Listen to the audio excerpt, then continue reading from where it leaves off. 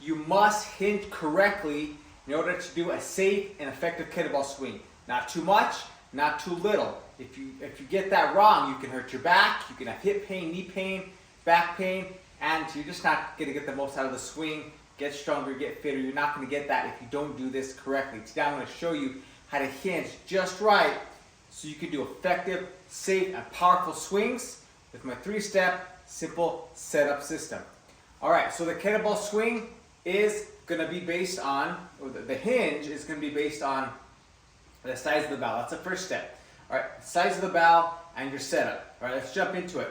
So the size of the bell is going to determine how far you're going to hinge down to reach that bell. The higher the bell, the less you're going to hinge, and the squat has to do with that as well.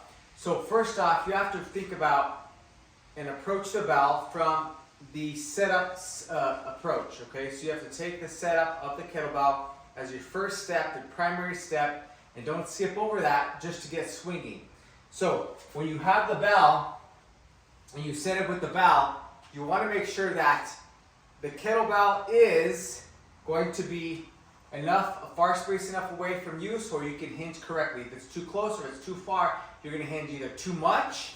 If the bell's too far away, you're going to hinge too much. You're going to have to reach for it. And then you get that flat back, what I call flat back tabletop syndrome there. You don't want to do that because then you're hinged too much, and then when you swing the bell, you're going to go below the knees, and that's going to activate, and that's going to aggravate your back. That could lead to back injury. If you're too close, you're not going to hinge enough. You're not going to have the power to hike the bell back enough to swing the bell. So it's all dependent on the size of the bell and how you set up. That's what I'm going to show you right now. So when the bell's in front of you, okay, one thing I like to, the first primary step is how much space you need away from that bell. It's about 1 foot to 1.5 feet, right?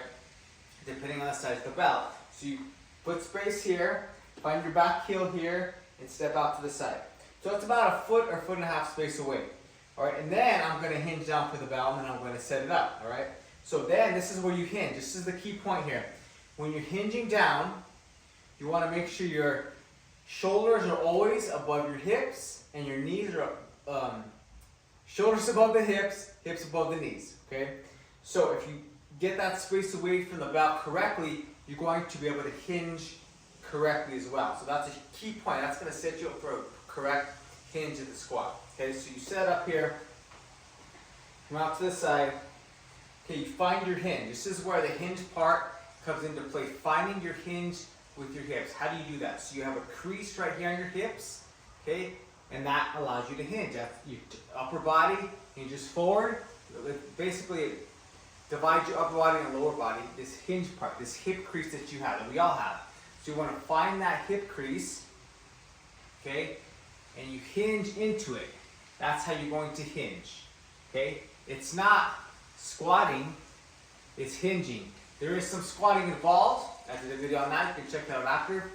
But you want to hinge first, and that's how you do it. You find your hip crease. So you sit away from that bell, find your hip hinge, and what you're going to do is, you're going to press into that hinge as you shoot your hips back, shoot your butt back, and that's the hinge that you want, okay? What it's not is, this is not the hinge. This is a squat.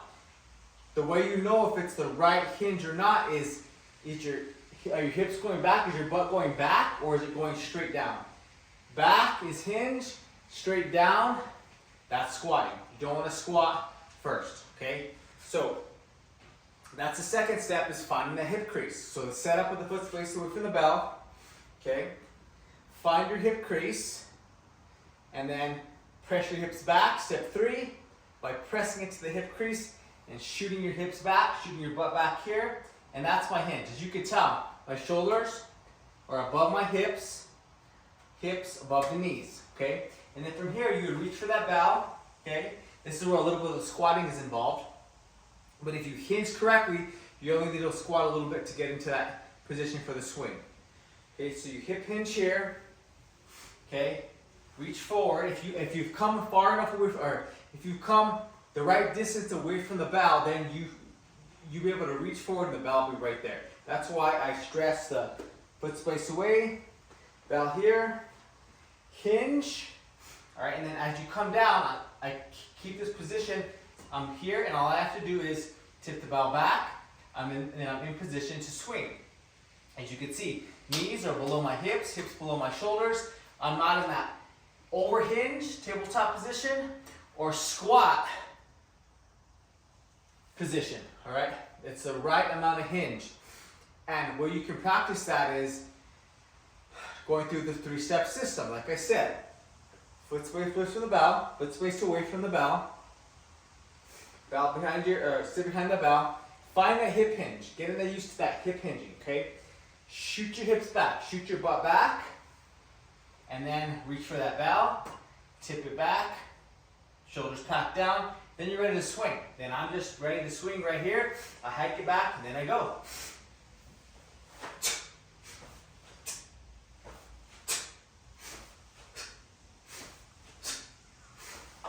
The bell lands right where you picked it up.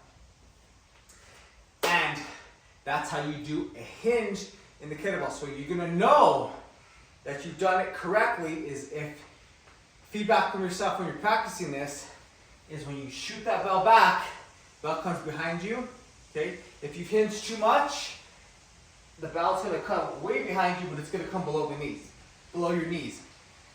If you do it right, it's gonna shoot right behind you. It's gonna come above your knees. If you squat, you're not going to be able to hike it back anyway, so that should be an indicator that you squatted and you haven't hinged.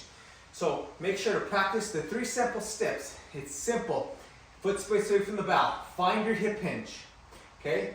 Foot space away from that bell. I'll show you from this side. Foot space away. Here, hip hinge. Find that crease. And then shoot your hips back. Shoot your butt back. Your knees, your legs should be vertical from the ground or almost vertical. They should not be bent. Your knees don't go forward, your hips go back.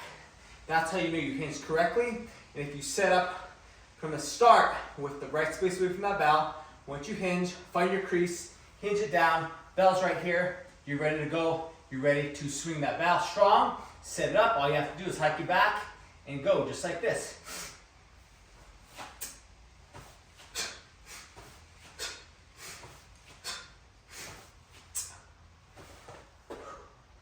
Okay? That's how you know you hinge right, you have a good powerful swing, and you've done it correctly following this simple 3-step system. Set up, foot space away from that bell. Quick recap, foot space away from that bell. Second, find the hinge, foot space, hinge, shoot your hips back. That's the hinge you want, all right? So as far as the bell size, that's gonna just determine how much you hinge and how much you have to adjust your slight adjustment. So if I have a smaller bell, say for example, much different here. So I'll grab this bell. So this is a lot bigger bell. So the difference is going to be, as you can tell, this bell's bigger, this bell's taller. So it's not that much though, but my hinge is still the same. It's still foot space away from that bell. It's still hinge. I still get that bell here versus having to reach further, a little bit deeper into it. That's where that little bit more squat comes in. As I pull out that bell, I notice this bigger bell needs to get trained with more. It's a little, it's a little dusty. Gotta pull that out. Looking forward to doing that. All right, well, thank you for joining me in this video. Let me know what you liked about this video. Let me know if any your top question you have for the kettlebell swing, the hinge, or setup that you're having issues with, or if you need some coaching or feedback, let me know in the comments below. I'll get back to you on that right away. And if you'd like to take the swing, take the hinge, take all these elements and apply it to an actual workout that you can do in 10 minutes, I have a free full body kettlebell workout you can grab right here, or shoot me KB10 in the comments. I'll shoot that over to you. Or grab it right here. Get started. Always have a 10-minute full body workout in your pocket, on your phone. All you need is one bell. You can start applying the hinge with the swing and other kettlebell exercises as well. All right, and I'm also working on something super exciting about the swing. I go really in depth. I'm going really in depth on how to do the swing, how to master the swing, how to do excellent kettlebell swings so you can enjoy the benefits of strength, fat burning, conditioning, overall performance, and safely, of course. I'm working on a micro book, so it's a shorter audiobook version. That's going to be, well, it's audio, video, it's everything. And working on that. If you would like to know when that comes out and you want to know, you want to grab that, shoot me KB Swing in the comments. I'll get that over to you as soon as that's out. Otherwise, train strong. Thanks for watching this video. Check out my next video here on how to squat when you're doing the swing. So you can put these two together, the hinge and the squat.